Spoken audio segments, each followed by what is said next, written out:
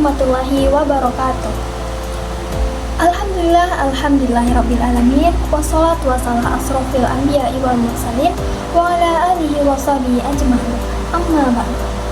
Allahumma salli ala Sayyidina Muhammad wa ala ali Sayyidina Muhammad. Halo semuanya, perkenalkan nama saya Ananda Putri Febi Hafifah. Saya dari kelas 4B Akuntansi dengan NIM 12470321316.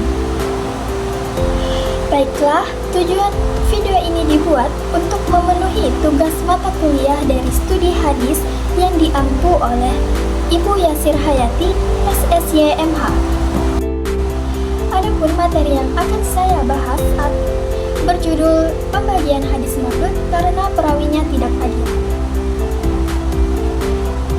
Sebelum itu, saya akan menjelaskan hadis mardud adalah hadis yang ditolak. Kenapa bisa ditolak? Karena salah satu kunci dari hadis adalah perawi atau orang yang membawakan pesan. Jika orang yang membawa perawi ini bermasalah, misalnya tidak memiliki adalah atau kredibilitasnya diragukan, atau kurang dabit yang artinya dia kurang teliti atau ingatannya payah, maka riwayatnya langsung ditolak. Para ulama kemudian mengelompokkan hadis mardud karena perawinya tidak adil ke dalam beberapa jenis berdasarkan bentuk dan penyebab kelemahannya.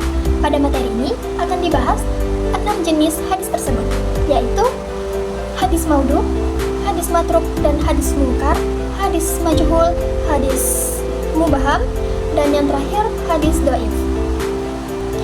Yang pertama, hadis maudhu.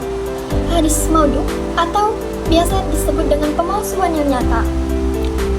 Banyak orang yang mengira hadis maudhu itu mirip dengan hadis dhaif, padahal kedua hadis tersebut berbeda. Hadis maudhu itu asli dengan kebohongan murni yang hanya dibuat-buat saja. Bisa dicontohkan seperti ini. Ada seseorang yang mengarang sebuah cerita, tetapi disangkut pautkan dengan Nabi Muhammad SAW. Sedangkan hadis dhaif itu lemah karena cuma cacat pada hafalan atau jalur penyampaiannya, bukan karena sengaja dipalsukan. Intinya, semua yang dipalsukan pasti ditolak. Kira-kira apa ya keuntungan orang yang memalsukan hadis tersebut? Ternyata karena ia memiliki motifnya seperti kepentingan pribadi. Ada karena fanatik buta sama kelompoknya, ada yang buat kepentingan politik, ada yang demi cuan atau keuntungan ekonomi saja. Ada juga yang ingin mencari simpati dengan menjanji-janjikan pahala. Bahkan ada yang memalsukan karena kebodohan atau niat baik yang salah, juga menyebabkan munculnya hadis palsu. Selanjutnya hadis matruk dan munkar. Matruk menurut Imam Al-Baiquni rahimahullah menyatakan, matruk itu cuma hadis yang datang dari satu jalur tunggal, yang perawinya ini sudah disepakati oleh semua ulama sebagai orang yang sangat lemah.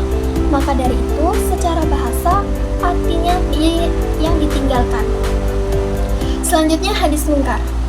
Hadis munkar yaitu sebuah hadis yang diriwayatkan oleh seorang perawi yang sangat pelupa, sangat sering melakukan kekeliruan, terlihat suka berbuat maksiat, atau susah dipercaya bila sebuah hadis diriwayatkan dari jalurnya saja. Hadis munkar termasuk hadis yang dhaif, tetapi hadis munkar ini masih tergolong lumayan baik. Terdapat satu contoh hadis yang dicatat oleh Imam Nasai.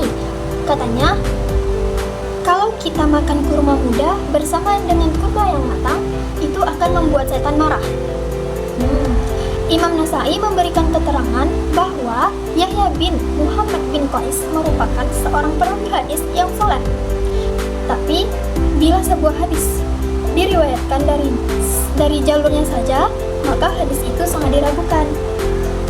Selanjutnya, hadis dhaif karena majhul dan mubham. Menurut istilah, perawi yang majhul adalah perawi yang tidak diketahui jati dirinya atau keadaan tentang dirinya, baik dari segi kredibilitasnya atau adalahnya, maupun kualitas hafalannya atau dhabitnya. Sebuah hadis yang di dalamnya terdapat perawi majhul, maka kualitasnya adalah dhaif.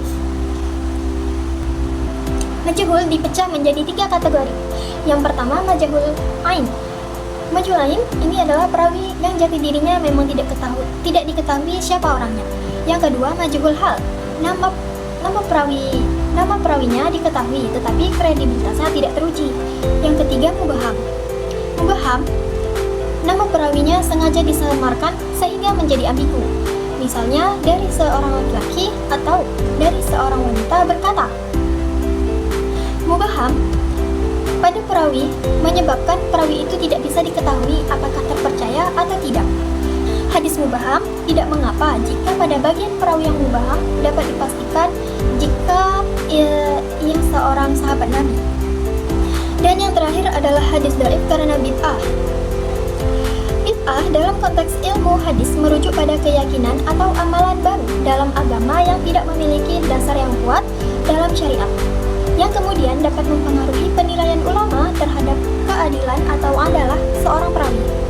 Para ulama hadis menjadikan sifat adalah dan dhabit sebagai syarat utama diterimanya sebuah riwayat. Jika seorang perawi dikenal sebagai pelaku bid'ah atau mubtadi', maka riwayatnya akan diteliti lebih lanjut. Apabila bid'ah yang dilakukan tergolong berat, mengajak orang lain kepada pemahamannya atau sampai mempengaruhi kejujuran dalam meriwayatkan hadis, maka riwayatnya dapat ditolak dan hadis yang diriwayatkan dinilai dhaif. Para ulama hadis berbeda pendapat tentang boleh atau tidaknya menerima hadis dari orang yang ahli bid'ah atau orang yang memiliki pemahaman atau amalan yang menyimpang dari ajaran Islam yang dianggap benar oleh mayoritas ulama. Perbedaan pendapat ini muncul karena ulama sangat berhati-hati dalam menjaga agar hadis Nabi Muhammad SAW tetap asli dan tidak tercampur dengan informasi yang salah. Ibn al-Salah menjelaskan bahwa jika seorang perawi memiliki cacat dalam keadilan atau adalah, maka hal itu bisa menyebabkan hadisnya menjadi dhaif atau lemah. Ahli bid'ah dianggap dapat mempengaruhi keadilan perawi sehingga hadisnya perlu diteliti dengan lebih lanjut.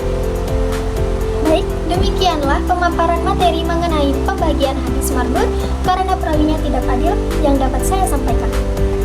Dari pembahasan tersebut, dapat dipahami bahwa kualitas dan keadilan seorang perawi sangat mempengaruhi diterima atau ditolaknya suatu hadis. Oleh karena itu, penting bagi kita untuk memahami berbagai jenis hadis mardud agar dapat lebih berhati-hati dalam menjadikan hadis sebagai pedoman. Sekian dari saya, bila ada salah kata mohon dimaafkan.